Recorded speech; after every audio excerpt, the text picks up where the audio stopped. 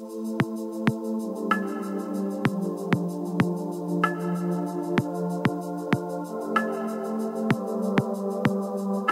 guys, thank you for being with me today. This video has been highly requested and I can finally do a video on this that's going to be informative because I have finally resolved the insomnia that I struggled with for so many years. And I know that in the chronic illness community, so many people struggle with this same issue. And we always think that we're the worst case scenario, but I can safely say that I understand if you're going through terrible insomnia. I have gone for days and days without sleeping. And when I say without sleeping, I literally mean 0 hours of sleep a night. So I know the frustration, I know the pain, and I know the suffering. And just like anything, there is no simple solution. It is definitely a process. It's not like you're going to do a few things and then you're going to sleep that night. It's definitely a process. But the main goal is to get your circadian rhythm under control and your nervous system regulated.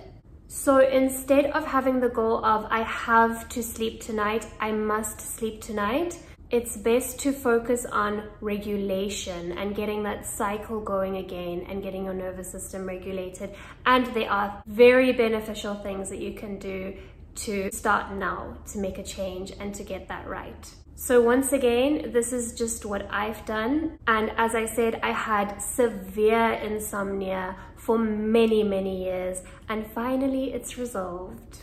So if you go online for insomnia help, you're going to get all the general recommendations. So you're going to be told things like avoid caffeine, avoid sugar, keep your room dark and cool. And I'm not going to be talking about those simple recommendations today, because if you're watching this video, you probably have tried all of those things and it hasn't worked for you. One thing I will say about the dark and comfy room, changing our bed really did make a difference. We changed to a much more comfortable mattress and we also changed our bed, but I think it's the mattress that made the difference.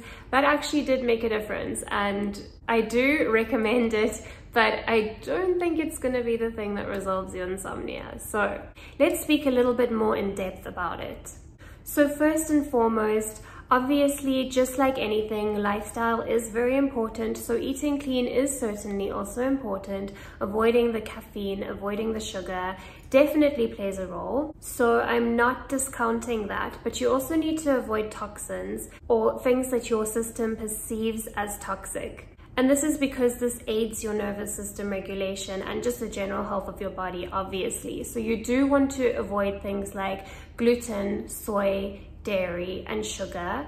And then in your lifestyle, you also want to avoid toxins. I have done a detailed blog post on how to do this, and I will link it below because it's way too long to go through all of that in this video on insomnia. But you want to get your body feeling relaxed. You don't want that toxic, buzzy feeling. I know many of you are familiar with the tired but wired feeling where you're so tired, but you have this buzzy feeling inside and you have this adrenaline running through your body. We want to get rid of this feeling through nervous system regulation, but also you need to avoid toxicity as much as possible. So the aim is really getting back to basics and stripping down our lifestyle so that we can naturally get our bodies back into those rhythms. Our modern lifestyles are so toxic to our bodies and they really throw us off. So we just want to get right back to basics and get back to our body's amazing intelligence and basic design. We are designed to sleep. Our bodies do know how to sleep. Babies are born eating, sleeping, and pooping. So our bodies do naturally know how to do it without even thinking about it. But we need to get back to those basics and start eliminating certain things in our lives and getting our rhythm back on track. So this sounds simple, but it actually entails a lot. It would entail clean living, like I mentioned before. It would entail as little artificial lighting as possible. And this involves also getting daylight during the day, actual sunlight, not wearing sunglasses, and getting actual that brightness and light during the day. And then also bringing down our stress levels and making sure that we're using up energy in our body rather than in our brains. So I'll explain that a bit more later, but we tend to feel so tired even when we haven't done a lot physically, and that's because we've used a lot of our brains. So we need to find a balance there. And then getting into darkness and a relaxation routine in the evening. And I'll also go more in depth with that, because this is not with the intention of forcing sleep or having the thought of I must sleep tonight, I'm doing this to sleep. No, it's to get our body into that rhythm. It's to get back to basics. And another thing that fits into the diet category, but is also getting back to basics, is rebalancing our gut flora. I know people talk about this all the time, but it is definitely important because it actually affects our GABA receptors. It affects our brain. It's mostly generated in the gut, these hormones and these chemicals that we are needed in order to sleep. So getting our gut right is actually important. So what I did in order to do that was something so simple. I just added sauerkraut to my diet. It's just a plain organic sauerkraut. And that has really helped. I don't even eat it every day, but I do add it to my lunches or dinners every other day, and it really has helped. So everybody knows that I love resources. So in this video, I am going to mention an amazing resource, and you can go and head on over to his channel anytime. I'm not affiliated with him. He does not even know I exist, but it's somebody that I really found very helpful, especially for if you're having these thoughts of, oh my gosh, I have to sleep. I'm gonna die if I don't get sleep. I haven't slept for 3 days. My body has forgotten how to sleep. I'm a terrible sleeper. If you're having these thoughts, and we tend to, when we haven't slept for a very long time, our brains do go into a fear state and we do go into overdrive and we do start to think about the worst. So if you're in that state, and especially if you're watching this and you haven't slept for a few nights, I would highly recommend heading on over to the Insomnia Coach's YouTube channel. He's a professional, he has clients, and he shares on YouTube for free what he tells his clients. And a lot of these things are very reassuring, and it's obviously research and science based because he's a professional. And one thing that he shares that I found very reassuring is that it's actually impossible for your body to forget how to sleep.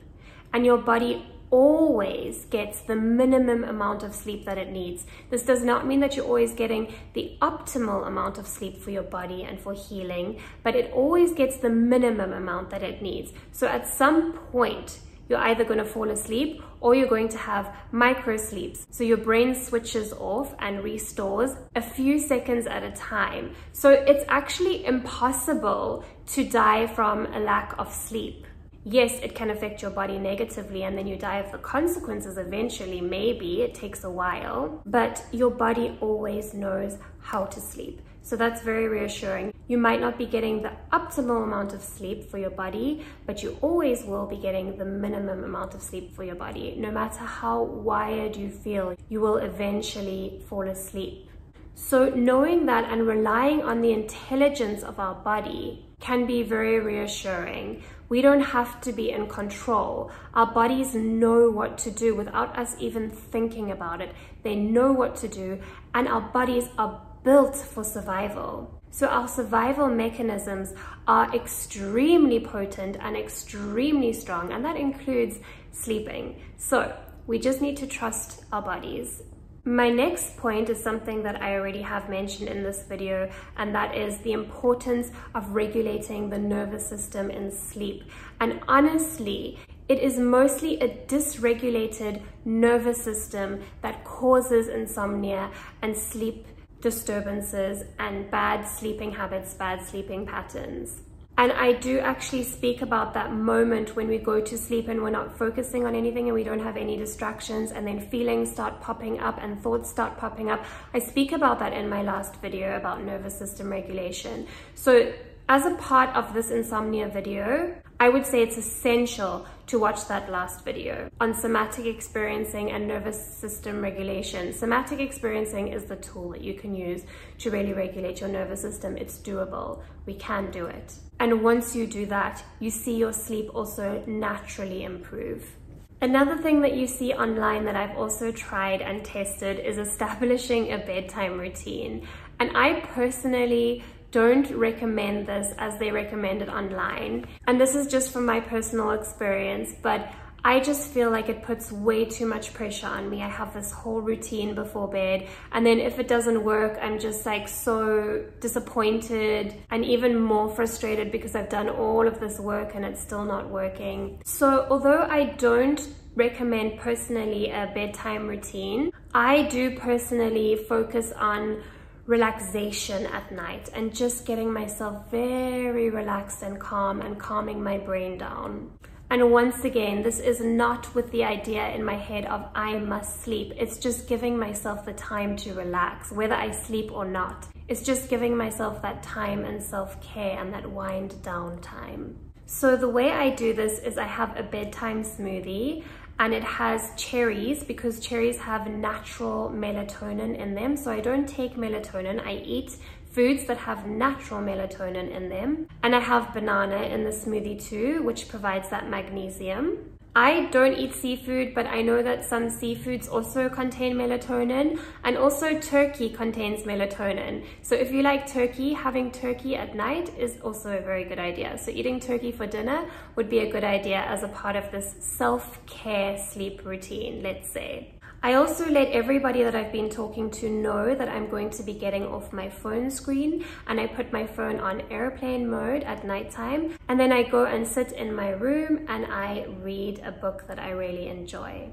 I also drink a cup of chamomile tea, and loose leaf chamomile tea would probably be the best because it's the strongest, but I do a double bag of chamomile tea, and actually certain brands work for me and certain brands don't. I recommend the loose leaf tea, but I can't find it anywhere where I am, and I have found a brand that I really like here in the UAE. I'm not going to recommend it, this isn't sponsored, and I know most of my viewers aren't in the UAE anyway. If you would like to know the brand, you can reach out to me and I'm happy to share it with you. But I do a double tea bag of chamomile at night, and then I have a nice relaxing bath because I like to do things that are just calming that don't involve a screen. So I have a nice relaxing bath, I take some me time, and then when it's time to sleep, I get comfortable and I put on an RTT recording. So that's rapid transformational therapy. It's like a hypnotherapy, but it goes a bit deeper, and it's also catered specifically to me. So I went to a therapist and she created a hypnotherapy or rapid transformational therapy that's catered specifically to me and my needs. And it's actually very long. I think it's around 20 minutes, the voice note. So as I listen to that, and obviously I don't put it on because it's saved on my phone, I get Ross to put it on. And I have to say, I do realize how absolutely blessed I am to have this husband of mine. He is a team player. He is so amazing. So he puts that on for me. And then something that I have found works amazingly for me to help me sleep is him really attuning to me and giving me a lot of love.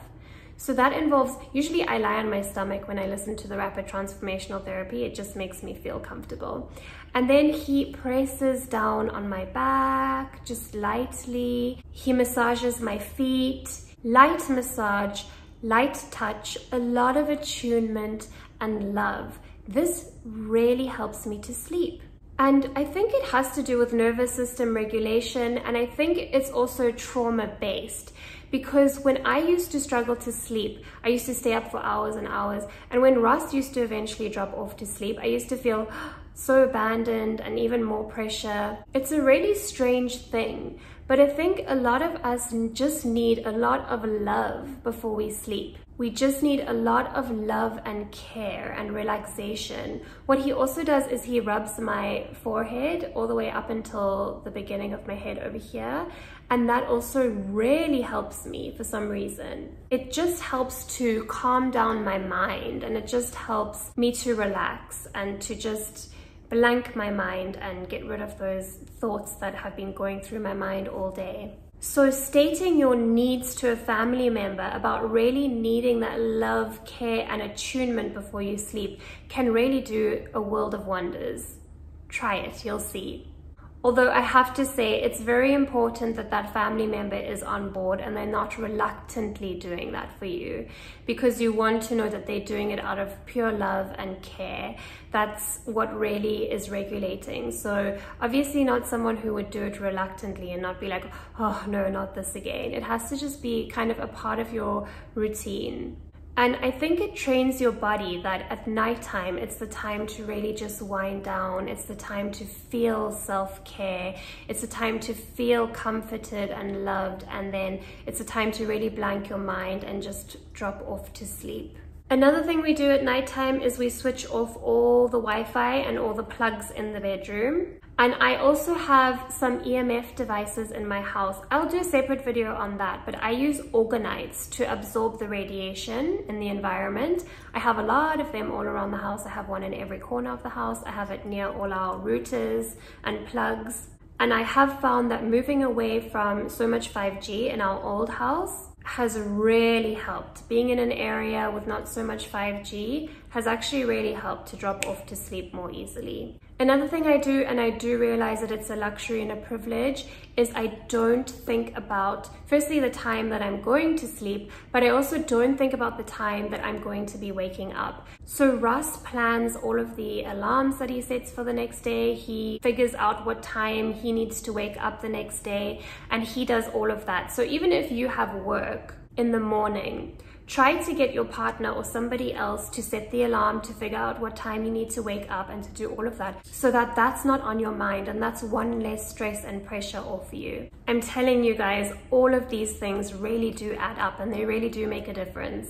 Maybe not if you're just doing one at a time or just a few, but all of them together, they really make the world of difference, and they actually have worked for me.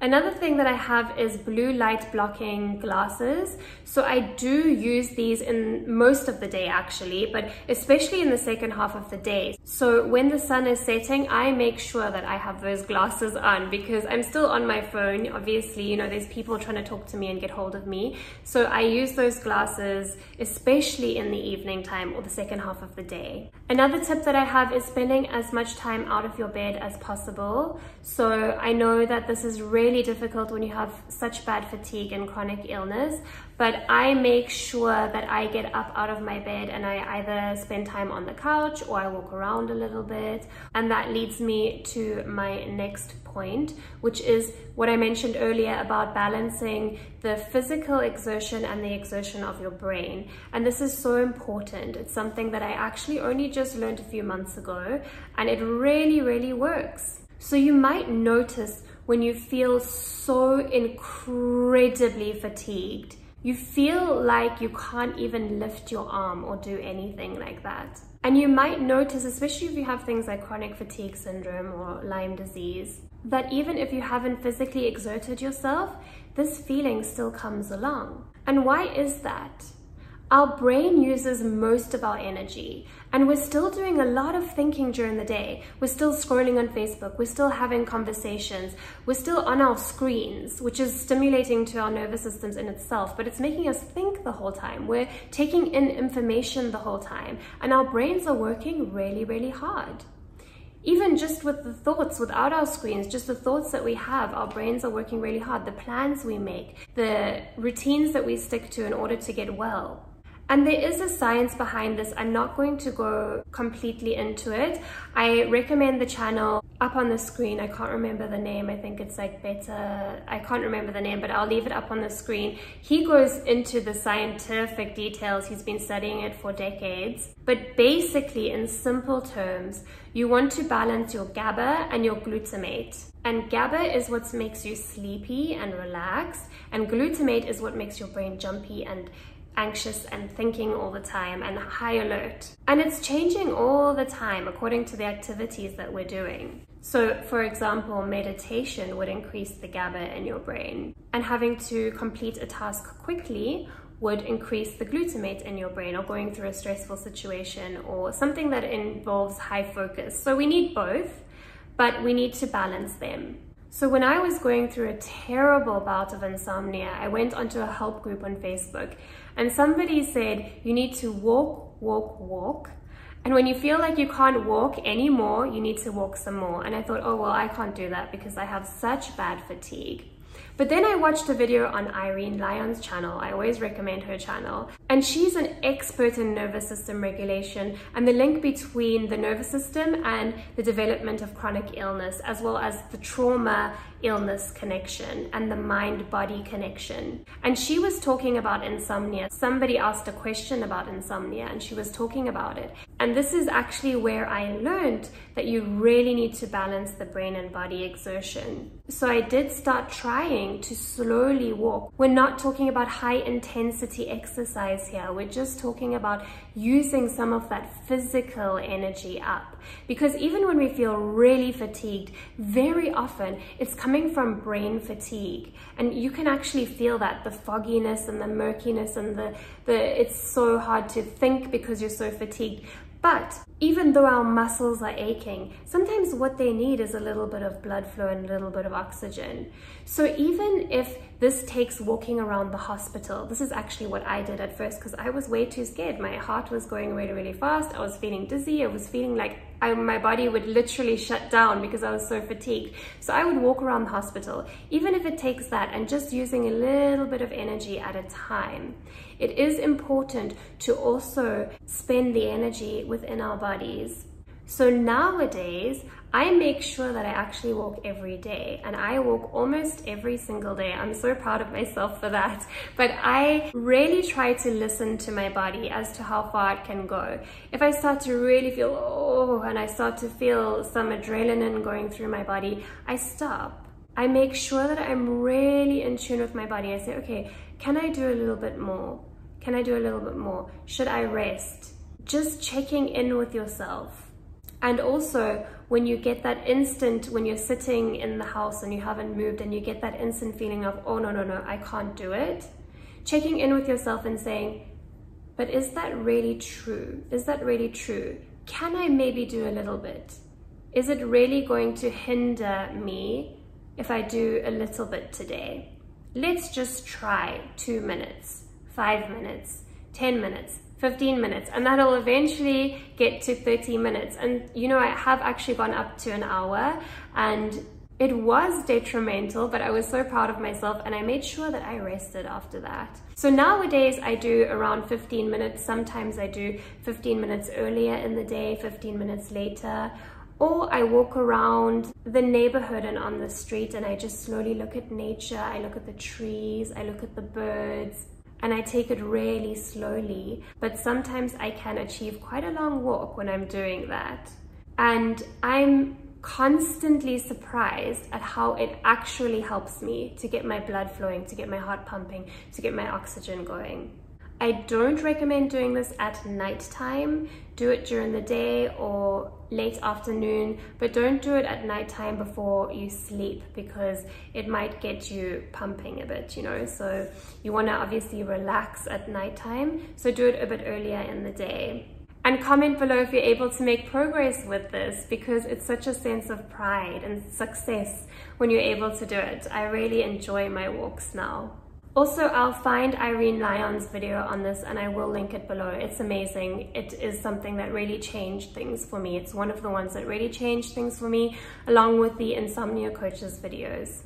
And then along with that, resting your brain is important. So making sure that your brain gets rest is also very important. And this would include doing things such as avoiding conversations or lengthy conversations, or when you don't feel like talking, just say, I'm sorry, I'm actually not able to talk at the moment. And no need to over-explain yourself. You could just say, I'm giving my brain a rest, I'm feeling very tired, anything along those lines. You know your truth and you're doing for you what you need to do for you and for your healing, and that's what's most important. It's also important to rest your brain in between tasks, and to not read too much distressing or stressful news. I try to avoid reading news altogether, or anything that you find really tires your brain. You need to just tune in and hold back on that as much as possible. And if it's stuff that you have to do, make sure that you're taking those breaks in between and really giving your brain that rest, so it can just like integrate and restore in between tasks. We tend to overuse our brains and underuse our bodies in today's society, and that's not what we're designed for. We're actually designed to use our bodies, not in a very intensive way, but we would walk long distances back in the day to find water or food. And we would sometimes carry quite heavy things, but it wouldn't be in a fast-paced way, you know, unless obviously there's a threat. And I don't think we would have been using our brains as much because we weren't bombarded with information like we are in this day and age, and our lifestyles weren't as fast-paced. With our economy today, our lives are so demanding. We have very stressful jobs. We have a lot of obligations and responsibilities for survival, you know? So we underuse our bodies and overuse our brains in this day and age, and we just need to find that balance. And then lastly, I like to have a backup for emergency cases. So if you're going through a really, really stressful period, for example, when we moved house, we were doing everything ourselves, and I overexerted myself physically, and I was really stressed, and I had to get everything done in a short period of time. So I was rushed and I was overthinking, and my insomnia returned at that stage, but I did get it back on track very quickly afterwards. But I like to have an emergency supply for those cases. And I personally do not recommend pharmaceuticals in terms of prescription medications such as benzos or sleeping medications. It just puts you back out of balance. And when you try to get back to your natural rhythm, it's that much more difficult.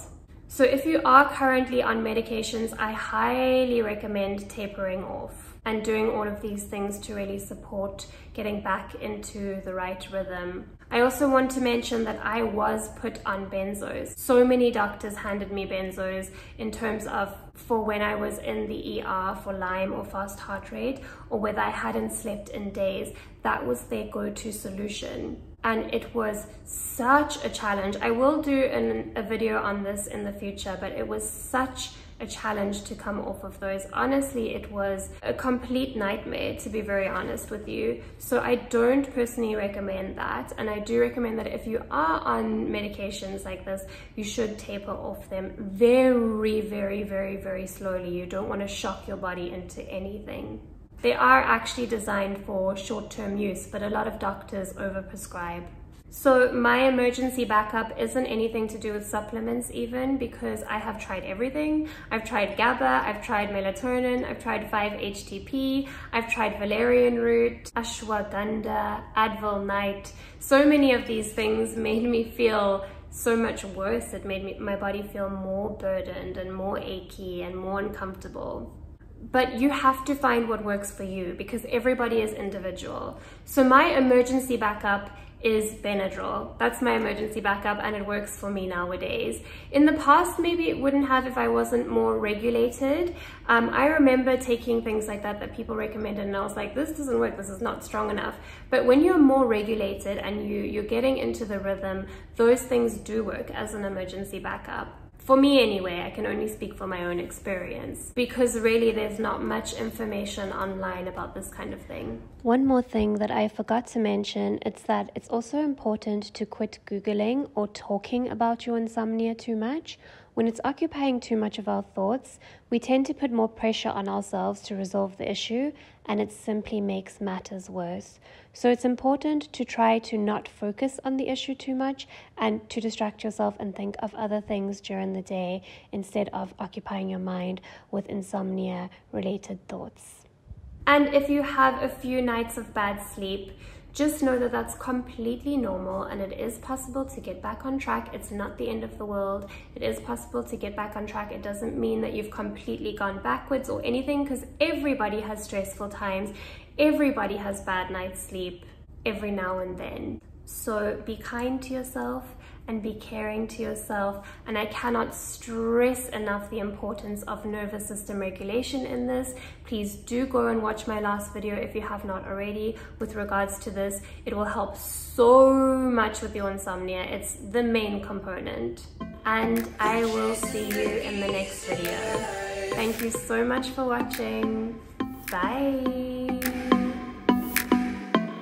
We're chasing the